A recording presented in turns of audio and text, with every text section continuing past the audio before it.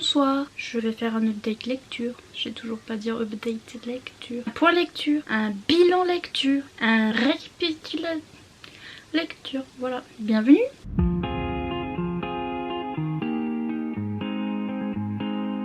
Vidéo qui sert un peu à rien, mais que je fais quand même parce que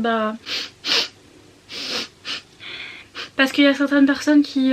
il y a certaines personnes, je sais pas parler. Il y a certaines personnes qui regardent pas les vlogs ou qui ont pas regardé les vlogmas ou qui ont pas regardé mes vidéos parce que je suis chiante. Et qui aiment bien regarder les points lecture, update lecture, bilan lecture, récapitulatif lecture, lecture. On est quand même sur une chaîne booktube donc voilà, ce qui paraît la base de booktube c'est les bilans lecture, la base de booktube c'est les points lecture, c'est donner son avis, faire des chroniques, donc je suis là.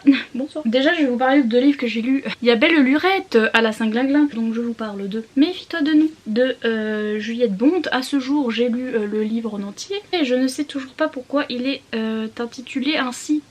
Donc voilà, peut-être que si j'avais plus de 2 neurones peut-être que j'aurais compris, mais bref, c'était il y a longtemps. Oulala, oui je suis toujours à Noël.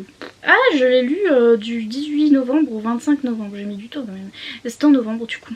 Et je lui ai mis 4 étoiles, donc oui, qui est divisé en j'ai failli m'assommer en 2 parties et c'était très intéressant parce que je l'ai lu il y a longtemps donc je sais plus, je sais même pas de quoi je parle mais parce que j'ai trouvé que la première partie était plutôt young adulte et la deuxième partie était plutôt new adulte et j'ai adoré cet aspect parce que en même temps la première partie était young adulte mais pas gnangnan, hein. Je préfère vous prévenir si jamais il y a des gens qui aiment pas le young adulte et etc. C'était pas gnangnan, c'était du bon young adulte et c'est comme si on lisait un livre de YA normal et que en fait on pouvait suivre les personnages en grandissant en fait et avoir le tome 1 en young adulte et le tome 2 en new adulte en fait et j'ai jamais vu ça dans aucune autre saga et je me suis dit très bonne idée, c'était très bien. Donc ici on suit Mackenzie, une jeune fille à laquelle je relate un petit peu puisque elle est atteinte de crise de panique. Il me semble que, ah oui il y a une raison. C'est pas dû à de l'anxiété, enfin si elle est anxieuse, elle a de l'anxiété mais c'est aussi dû à un traumatisme qu'elle a eu, qu'on va découvrir dans le livre en fait. Bref elle est au lycée etc. Et elle a pas trop d'amis, personne ne sait qu'elle fait des crises de panique etc. Voilà elle est un peu esselée. Et il va y voir ce nouveau bad boy qui arrive au lycée qui s'appelle Wade et en fait ils se sont rencontrés quand elle sortait de chez sa psy et lui il était en train d'échapper à un flic qui lui courait après. Genre il y a sa casquette ou je sais plus quoi qui est tombée et elle l'a ramassée. Il est venu la récupérer et bref ils se sont rencontrés à ce moment là et après ils vont se re-rencontrer au lycée. Et voilà il va démarrer une histoire entre les deux et Wade c'est un gars assez... le gars bad boy écorché qui a eu des trucs difficiles dans sa vie etc. et qui est très intense comme garçon. Bon au début quand c'est la partie young adulte t'es un petit peu... Parce qu'ils font déjà adulte en fait, ce qui fait que le young adulte est un peu moins gnangnan mais qui est un peu moins réaliste. Après dans la partie new adulte ça passe mieux parce que bon ils sont adultes donc voilà. Et bref ce jeune garçon Wade il a une passion, il est graffeur, en fait il fait des tags. C'est pour ça qu'il a un peu la police au cul. La police au cul, la police. Bref. Et aussi ils vont un petit peu de la drogue donc petit problème. Ce premier tome j'ai trouvé ça trop bien déjà, j'ai adoré le début, j'étais à fond dedans. Malgré quelques petits passages un peu clichés, un peu typique romance adulte où tout le monde il est beau et les gens qui sont moches ils ont pas le droit d'exister dans ces histoires. Et les méchants qui sont hyper méchants, les gentils ils sont hyper gentils. Je m'en souviens qu'il y avait ça aussi. Et à part ça j'ai trouvé ça se lisait super bien, le livre est super gros, il fait 600 pages, plus de 600 pages mais j'ai rien vu passer, c'est comme si je lisais un livre de 200 pages. Voilà l'écriture de Juliette Bonte elle passe nickel mémène. J'ai chialé ma vie à la fin du premier tome parce qu'en fait il y a eu un événement que faut pas me faire dans les livres et voilà donc du coup j'ai chialé ma vie pour ça. Après j'ai trouvé que la raison pour laquelle il y avait un twist, enfin il y avait un truc à la fin du premier tome, un challenge au niveau de la romance et j'ai trouvé un petit peu que c'était là pour rien en fait. J'étais en mode bon ils auraient pu genre se dire la chose 50 ans avant et l'histoire était réglée. J'aime pas trop les histoires de problèmes de communication où genre ils parlent pas bien et donc après ça fait 10 années plus tard. Non mais Gus t'avais juste à dire voilà j'ai commencé ce tome 2 et là je vois qu'il se passe un truc et qu'est-ce que je fais? Je chiale parce que je me disais ah mais non. Et moi j'ai cru dans ma tête que ça allait partir dans un tout autre truc et que enfin bref j'ai cru que ça allait partir loin et tout et je commençais à chialer parce que j'étais là mais non c'est pas possible, pourquoi l'autrice elle fait ça etc. Et bien sûr moi j'ai rien vu venir hein, moi bon public et tout, il arrive le twist dans le tome 2 et j'étais là tout le monde a dit ah ouais non mais moi j'en étais sûre mais non moi j'ai pleuré. Tout ça pour vous dire que ce livre m'a provoqué beaucoup d'émotions. Pour les gens qui ont plus de 2 neurones qui réfléchissent beaucoup quand ils lisent des romances, hein. Moi je les lis comme ça, comme je regarde un film quoi, je suis à moitié endormie. Et donc du coup j'étais là, oh non, au moment où il fallait pleurer je pleure. Il me semble que j'avais à peine moins aimé la partie nu adulte parce que pareil, problème de communication et tout, ça m'avait un petit peu saoulé. Mais à part ça ouais, franchement j'ai bien aimé, 4 étoiles, ça se lisait comme de rien. J'ai bien aimé cet aspect young adulte, nu adulte. Il n'y a pas de scène olé olé, donc si jamais ça vous rebute, vous inquiétez pas, il y a rien. Et en plus il y a un chien. Que vous dire de plus? Voilà, franchement c'était bien et la couverture est trop jolie. Voilà. Un aussi que j'ai lu juste après, il y a mon trou. Désir défendu de F. Vestier que je n'ai pas trop apprécié. Je crois que je lui ai mis 3 étoiles si j'ai été gentille, sinon j'en ai mis 2. Ah non, j'en ai mis 2. Alors F. Vestier j'avais déjà lu, poil au U. J'avais lu Dark Skies qui était publié, auto-publié, qui était pas mal mais qui était un peu trop penché érotique pour moi et en plus il y avait des photos et j'étais... Donc pour ceux qui aiment bien et qui aiment bien les fan art, n'hésitez pas, elle met souvent des fan art dans ses livres qui sont auto-publiés et il y en a ils sont trop beaux mais quand ils sont plus explicites, en fait c'est comme quand vous lisez du yaoi où c'est pas censuré et du coup j'ai pas l'habitude de lire des trucs en images comme ça un peu moins censurés et du coup à chaque fois j'étais... C'est tout ça pour ça, mais bref, Dark Sky c'était pas mal, même si un peu trop érotique pour moi, j'ai pas, enfin au bout d'un moment il y avait un peu trop de scènes olé olé, en fait c'était que ça, et donc du coup au bout d'un moment, au début j'étais là ouh, et après au bout d'un moment, bon, where is le plot? Mais ouais j'avais bien aimé, je m'en souviens, il y avait un personnage, en fait on croyait tout du long que le personnage allait finir avec quelqu'un, et en fait il finit avec quelqu'un d'autre, et j'aimais trop le quelqu'un d'autre, et ouais c'était franchement pas mal cette histoire, cette romance là, même si un peu trop érotique pour moi, mais c'était pas mal. Puis j'ai lu Rebel Love que j'ai détesté. C'est une histoire MM mais il y avait une fille là au milieu, la fille était insupportable, finalement les deux personnages, les deux mecs étaient aussi insupportables, et la fin était triste, mais elle était tellement là pour chialer, aller pleurer. Boum, parce qu'il y avait genre aucune raison de mettre une fin comme ça sauf si on voulait faire pleurer les gens et j'ai trouvé que c'était trop in your face. Bref, celui-ci, alors on parle d'un étudiant et de son élève, non, d'un prof et de son étudiant ou de son élève. Je sais plus s'ils sont au lycée ou... Non, ils sont au... à la fac. Le prof d'anglais, le prof s'appelle James, l'élève s'appelle Noah. Noah il a un passé un petit peu difficile, donc on voit que James au début il va s'intéresser à Noah parce que déjà il a flashé sur lui et après il se rend compte que tout va pas bien dans la vie de Noah et donc ça va tourner autour de ça, ça va tourner autour de James qui va essayer d'aider son élève. Le problème c'est que on avait le point de vue de James tout du long, donc on n'a pas le point de vue de l'élève et ça a rendu les choses hyper creepy. Déjà j'ai pas trop aimé ce personnage du prof, je l'ai trouvé plaintif, très ouin ma vie est nulle, ouin. Il sort d'une relation difficile etc, mais il est très ouin about it. Au bout d'un moment j'étais ok, mais bon j'ai trouvé que les scènes olé olé, déjà il y en avait certaines qui servaient à rien et d'autres qui étaient un peu trop crues pour rien. Je me suis pas attachée au personnage du prof, j'ai trouvé qu'il était un peu trop en flash sur son élève et quand on voit de son point de vue on se dit ok mais on voit pas Noah qui tombe amoureux de son prof et donc ça enlève un peu moins l'aspect tabou en fait, on a juste l'impression que c'est le prof qui est en train de se taper un gros kiff là sur son élève et tout et l'élève il subit un peu. D'ailleurs James il était très entraînant en mode viens avec moi, fais ça avec moi, fais ci ça. Noah au début il était là non mais je peux pas, non et puis il dit non souvent en fait et au final vu qu'on n'a pas son point de vue on sait pas qu'il est vraiment à fond dans le prof, on comprend pas en fait. Et donc je trouvais ça un petit peu creepy sur les bords, un petit peu bizarre. Et puis au final voilà ce qui s'est passé dans la vie de Noah et tout, quand ça a été révélé j'étais ok. Par contre il y a eu une petite partie au milieu où ils partent tous les deux à Londres parce que James vient de Londres et ils passent Noël à Londres et c'est trop mignon. Si le livre avait été que ce petit moment à Londres là, ça aurait été vraiment parfait.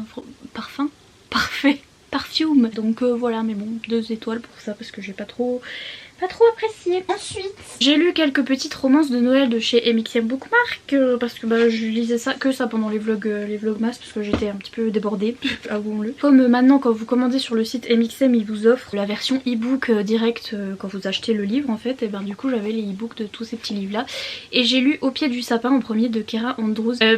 Je lui ai mis 3 étoiles. Alors au début en fait le seul truc que je me souviens de ce livre c'est les scènes de Léolé et un mot en particulier. Le mot giclé.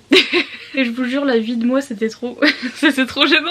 Donc voilà, au niveau de la traduction, c'était pas la meilleure traduction ever. Bref, il y avait d'autres passages où aussi la traduction m'a brusqué. Je pense que je l'aurais lu en anglais, ça serait un peu mieux passé. Là c'était un jeune homme qui revoyait son ex demi-frère. En fait sa mère était mariée avec le père du gars. Ils sont plus mariés mais ils ont été demi-frères pendant un moment et c'est plus le cas. Et bref, le jeune homme qui s'appelle Cole va à la fac dans une nouvelle ville où vit l'autre mec qui est un peu plus vieux, qui s'appelle Daniel, mais beaucoup plus vieux. Je crois que l'un a 25 ans et l'autre a 35, donc ou l'autre à 30, je sais plus. La mère de Cole, je crois que c'est elle qui a rempli les papiers du gars quand il s'est inscrit à l'université, et elle a mis Daniel, donc son ancien demi-frère qui est plus vieux, comme contact d'urgence à contacter si jamais il y a un souci, etc. Parce qu'elle sait qu'il habite dans la même ville, etc. Cole il va se casser le bras ou je sais plus quoi, et Daniel va arriver à l'hôpital être en mode mais pourquoi je suis en contact d'urgence, et l'autre il va être ah désolé c'est ma mère qui a mis ça parce que c'est le seul qu'on connaît dans la ville, etc. Et bref ils vont refaire connaissance, enfin ils vont se retrouver et ils vont partir en vacances ensemble en fait, sous un concours de circonstances. Ouais je pense que c'est la traduction là qui a pêché parce que franchement il y avait des mots, et il y avait des conversations qui étaient trop bizarres, qui passaient du coq à l'âne et que j'ai rien compris, bref. Mais au final c'était choupinou binou, c'était une romance de Noël, c'était ce que je voulais en fait, c'était très noëlique. Bon les méchants étaient très méchants, les gentils étaient très gentils, et sinon voilà c'était tout court, ça s'est bien passé, ça a fait son job au moment où j'avais envie d'une petite romance de Noël, donc franchement ça passait bien, même si franchement je crois que c'est la traduction parce que giclé, enfin bref. Et puis j'ai lu Joyeux Noël Mr. Migos de Ellie Easton, et celui-là pareil je lui mets 3 étoiles. Je me souviens de cette histoire de Mr. Migos que bah en fait quand les deux Gus commencent la relation, l'autre l'appelle toujours Mr. Migos et ça le faisait paraître super vieux et j'étais...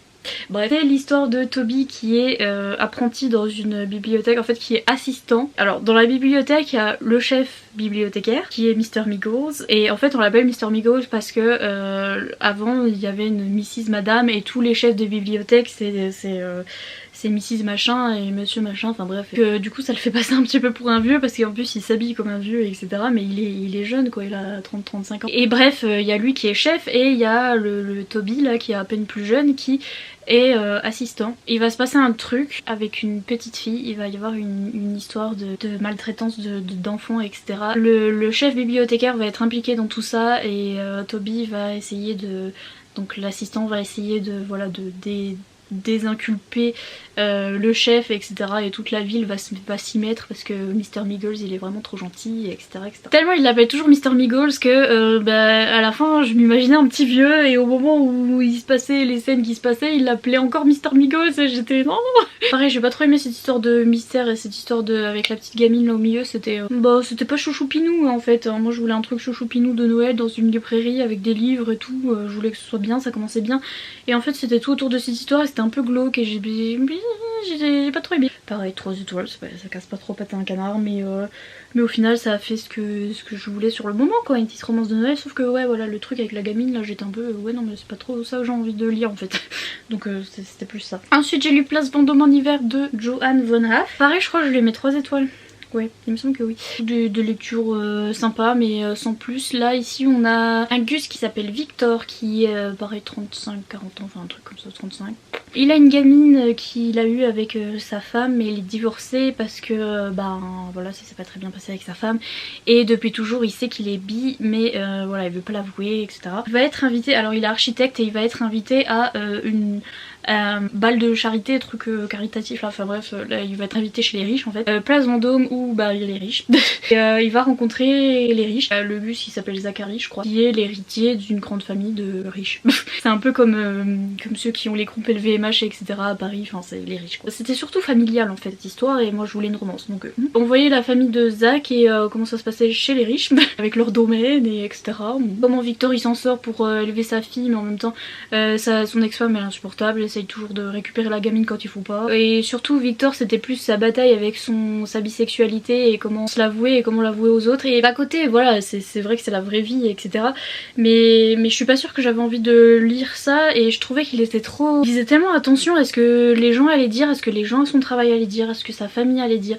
Bon, sa femme il avait raison de s'inquiéter parce qu'elle est insupportable, alors que les gens à son travail étaient sympas, et j'avais envie de lui dire, d'aller dans le livre et de lui dire Coco, si les gens ils sont pas d'accord, tu te trouves un autre travail. Déjà il est architecte super renommé, tout le monde l'adore et tout, il a moyen de se retrouver un autre travail, hein, vraiment, il a moyen d'ouvrir son propre cabinet ou je sais pas quoi là. Si tes amis sont pas d'accord, tu te trouves des autres amis, hein, c'est que c'est pas des bons amis. C'est vrai que ça peut faire peur des fois de dire et de perdre certaines personnes vis-à-vis de ça etc. Mais je suis pas sûre que j'avais envie de lire ça dans une romance parce que moi ça Ça m'énerve déjà dans la vraie vie, donc voilà, dans une romance, bon. De son côté, Zachary, c'était je suis riche, oh là là, qu'est-ce que c'est dur d'être riche. Aussi, je suis gay, et lui, il s'acceptait bien, il s'est ramené à la maison en mode coucou papa, maman, this is my petit copain.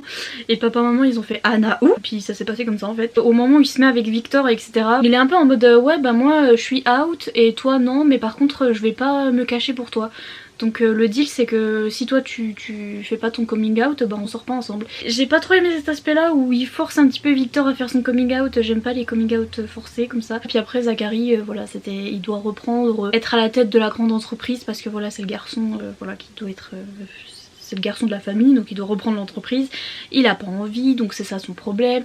En plus il est gay, donc il va pas pouvoir faire des petits enfants, donc voilà, c'était ça son problème. Là, il y avait pas tellement de romance au début, voilà, c'était assez, voilà, ils se tournaient autour et tout, j'étais ouh. Et bah ça a pas duré très longtemps. Après c'était leur problème de famille, et après c'était Zach qui forçait Victor à coming out alors que j'étais, enfin laisse-le.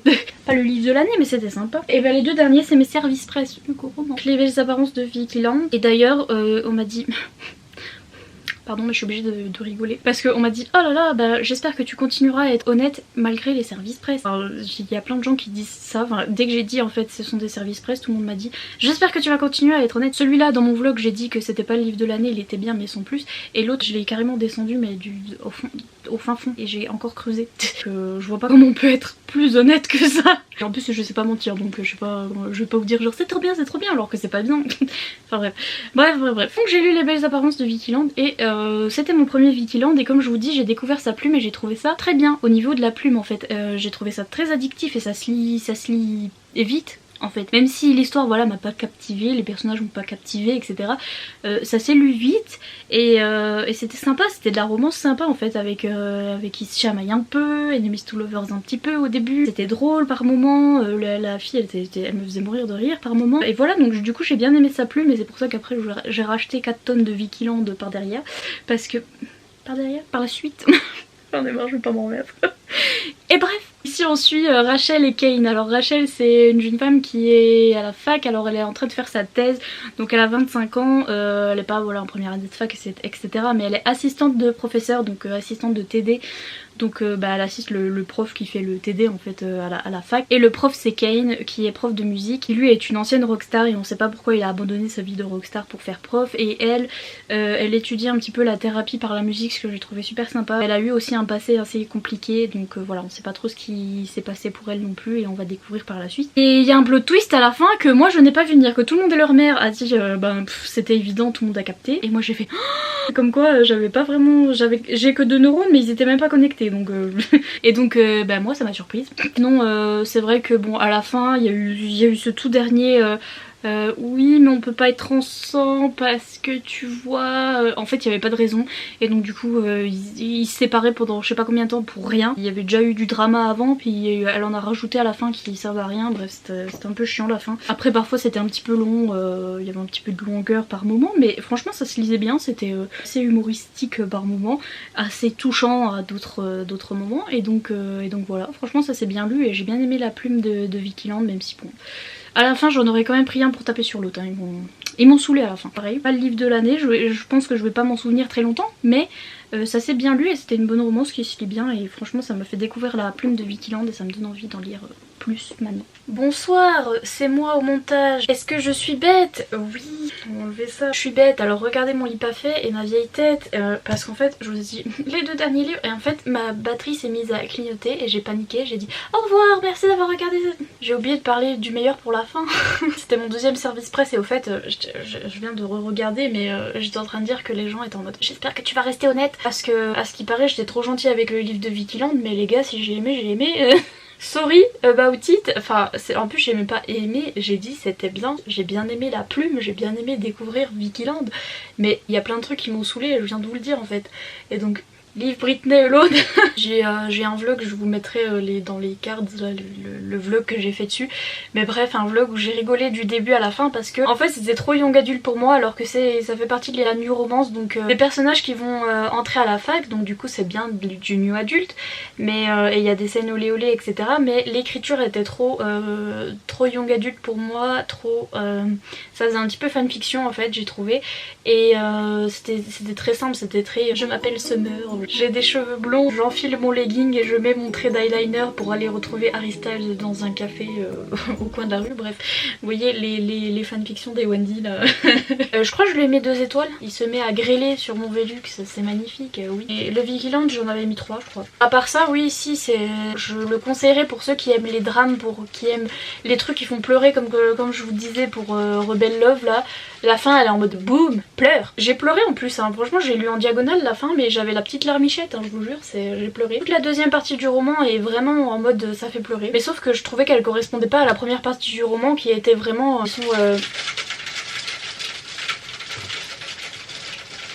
Mais ça va aller, Seigneur Jésus. La première partie du roman ils sont à la fac et ils font des petites histoires là, c'est ah oui mais je peux pas être avec toi mais je peux pas te dire pourquoi. Déjà j'aime pas qu'il l'ait pas dit au début et après au milieu leave me alone. Et après au milieu il lui dit, donc il décide de lui dire et après il part en mode égoïste là tout du long parce qu'au début il le disait pas pour la protéger. Mais la deuxième partie, ils s'en bat les steaks de la protéger.